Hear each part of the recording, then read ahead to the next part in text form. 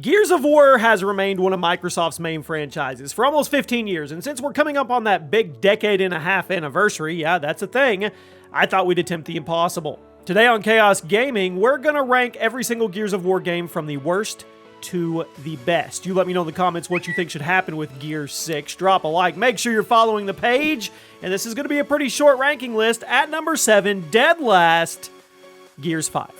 Now, this may be a controversial statement, but I think Gears 5 is the weakest game in the series so far. Now, the story was decent, visuals are obviously stunning. The gameplay, I think it was a massive step backwards this time around. The campaign tried to go for a more open-world approach than a linear one, but the worlds you explore, they're incredibly empty and really just served to waste time.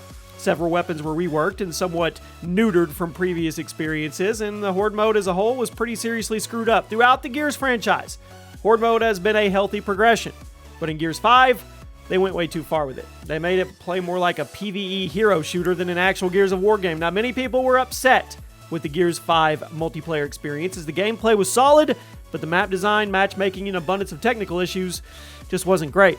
It's also been a while since I played, but did they ever fix the horrible ranking system? Gears 5 had less than 1,000 people playing on Steam and Xbox Live. It's not even in the top 50 most played right now.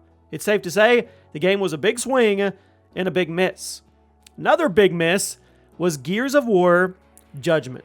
Now, I think this was the first real blunder in the Gears franchise. Judgment was a spin-off developed by People Can Fly, and it was meant to capitalize on the popularity of the Horde mode in Gears 2 and 3. The gameplay, it was simplified in order to bring newer players into the mix, while the level design of the campaign was made much more focused on the Horde. Now, the gameplay was decent enough on its own, and a lot of longtime Gears players, well, they were turned off by the simplification, and just about everybody will agree the campaign was pretty lackluster. After 3 critically acclaimed games, Gears Judgment was a red-headed stepchild that nobody wanted to talk about. Sure, there was fun to be had with it, and if you weren't a Gears fan, you probably never saw anything wrong with it, but if you follow the series, you were probably let down. Next up is Gears Tactics, the most recent Gears game. It was surprisingly solid. It wasn't bad. Unlike its brothers, Gears Tactics is a turn-based strategy game with a story taking place 1 year after Emergence Day. Now, I guess Microsoft saw how much people like the Halo War games, and they wanted Gears to have their own equivalent, but I don't see people complaining about this game. I don't. Developed by Splash Damage, the gameplay of Gears Tactics is simple enough that it can be enjoyed by somebody who doesn't play strategy games, but it's still complex enough that you have to get good in order to perform effectively. Now, the developers also made an effort to make Gears Tactics play faster than other turn-based strategy games, and that fast pace is something people like. Gears Tactics was a very promising spin-off, and after all the blunders that Microsoft committed in the recent years, this one got them back on track. Now we get into the main titles. At number 4 today, we're starting to go from worst slowly to best. Gears of War 4. The first mainline Gears game to not be developed by Epic Games, Gears 4 did a lot of things wrong, but it did a lot of things right. For starters, the campaign. Now, the story was weird, the new characters weren't very well established, but the level design was solid, and there were some bright spots in the dialogue. The multiplayer, arguably some of the best in the series. It was basically a copy-paste of Gears 3, but with some additional mechanics like a better melee system and the ability to vault kick over somebody's cover. Then, as for Horde, it was greatly expanded upon. People fell in love with the advancements made, like the classes and the skill cards. Now, that's not to say there wasn't anything wrong, though. The multiplayer was heavily criticized from the community for the abundance of map remakes and the lack of truly new content. Does that sound familiar, Call of Duty fans? Horde mode was also heavily criticized for tying that great skill card system to RNG loot boxes that you either had to earn during gameplay or just buy for real money. Made Horde arguably pay to win.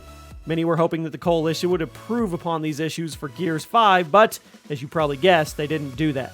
So if Microsoft wants to bring Gears back into the spotlight, they need to take a look at Gears 4 and just improve upon it. Now we're at number 3. I'm going to go with the OG. Gears of War, the original, where it all started. Released, 15 years ago? Oh my goodness. For the Xbox 360, and it was basically meant to be this gritty exclusive shooter to hold people over until Halo 3 got there. But Gears did much more than that. Not only did Gears hold over the Halo fans, it completely reinvented third-person shooters as we know them. It was the first game to use the cover system.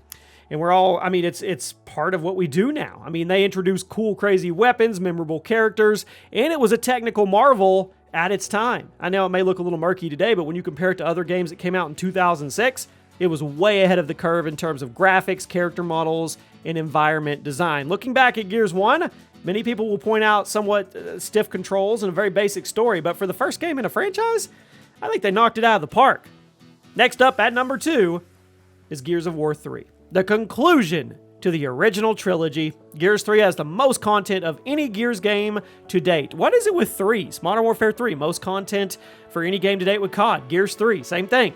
The campaign added 4-player co-op to the mix while including or concluding the story of Marcus, Dom, Cole, and the rest of the Delta Squad. The graphics, they were better. Still one of the most visually impressive games on the 360. The gameplay, it was kept mostly the same from Gears 2, but made much smoother in... the Unreal Engine, it is what it is. They made improvements. They do that throughout each game. Multiplayer, awesome. Jam-packed with heavy weapons, all kinds of maps, game modes, cool stuff. You could even buy your teammates back from the dead if the Locust got them. Then, there was a super underrated edition of Beast Mode, which was basically Horde Mode, but in reverse, where you played as the Locust, trying to kill a group of human survivors.